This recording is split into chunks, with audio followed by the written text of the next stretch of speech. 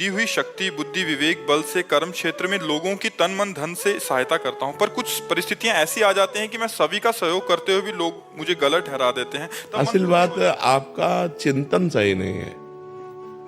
किसका प्रश्न है? आप लोग देख रहे हो। अगर आप सब में भगवान देखने लगो, कितना बढ़िया हो जाए। फिर आपकी जो शिकायत है ये दूर हो जाएगी। अगर सब में भगवान बैठे हुए तो दियम वस्तु गोविंदम। बहुत बढ़िया तुमने लिखा कि भगवान के द्वारा दी हुई विवेक, बुद्धि, बल से तो भगवान की तो सेवा कर रहे हो। उसमें थोड़ी सी और बात लिखी है। क्या कि ठगा जाता हूँ, फिर खुद से महसूस करता हूँ कि अच्छा करने पर भी गलत। कबीरा खुद को ठगाइए। तुम्हारा पूर्व का यदि कर्म है और आप इस समय नवीन कर्म कर रहे हैं, इनका हित करना, और ये बदले में आपको ठग रहे, तो आपको प्रसन्न होना चाहिए कि मेरा तो पुण्य बन गया और इसका हिसाब था मेरा, वो चुकता हो गया, तो बढ़िया हो गया। परेशानी क्या है? महाराज, पर कई बार ऐसा होता है कि अपन डिप्रेस भी होते हैं इन चीजों से। क्यों डिप्रेस होता है? इसीलिए कह रहा हूं, तुम लोगों को देख रहे इसलिए डिप्रेस हो गए। संसार देखने वाला ही डिप्रेस होता है, भगवान को देखने वाला डिप्रेस नहीं होता। अगर सब में भगवत भावना करो, और भगवान है सब में, सिय राम में सब जग जानी, करो प्रणाम जोरी जुग पानी। सब में भगवान है, पास धन है, हम इनको दे दिया। अभी हमको गाली दे रहे हैं, हमारे साथ कपट कर रहे हैं, हमारे साथ छल कर रहे हैं, तो हमारा तो हिसाब हो गया, हमारा कर्म बन गया उत्तम। अब ये जो हमें गाली दे रहे हैं, ये हमारे पूर्व जन्म का कोई हिसाब है, तो वो भी चुकता हो रहा है। हमको ये विचार करके प्रसन्न होना चाहिए। हमको ये विचार करके निगेटिव नहीं जाना चाहिए, मैंने इसका हित किया। ये बात गलत सोच है, ये परमार्थ के अध्यात्म के हिसाब से गलत है, इसीलिए हम डिप्रेस हो जाते हैं।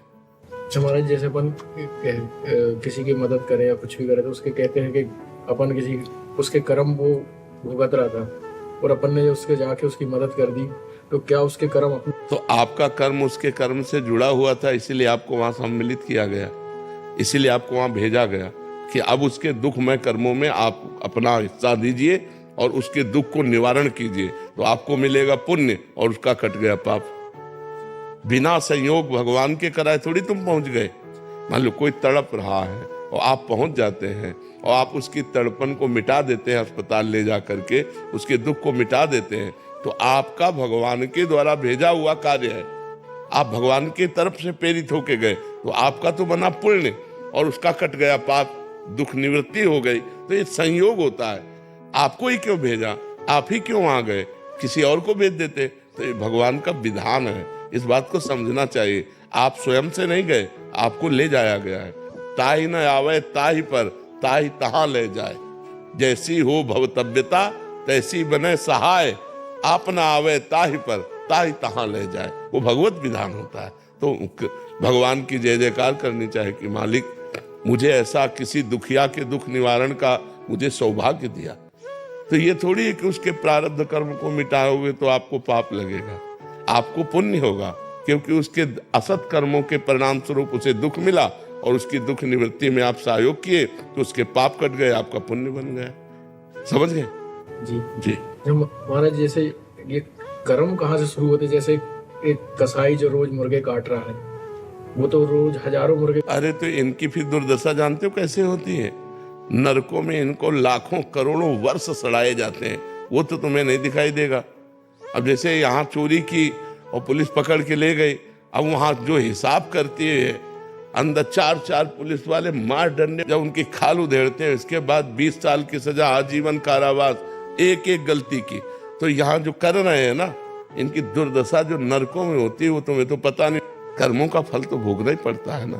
देखो ना जीव की कैसी दुर्दशा होती है, तो फट गए पूरे शरीर, तो अब ये सब भोगना पड़ता है, यहाँ भी और नरक भी। ऐसा नहीं है कि ये जो कर्म कर रहे हैं इनको भोगने में अवश्य में भोक्तव्यम, भोगना पड़ता है, एक एक कर्म को भोगना पड़ता है।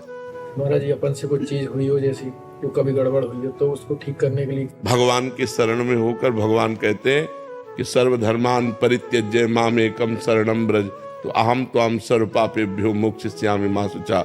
अबलो न सानी अबना न सयो, आज तक किया, अब कोई पाप नहीं करूँगा और भगवान की शरण में और नाम जप करो, भगवान के नाम जप से सब पाप नष्ट हो जाएंगे।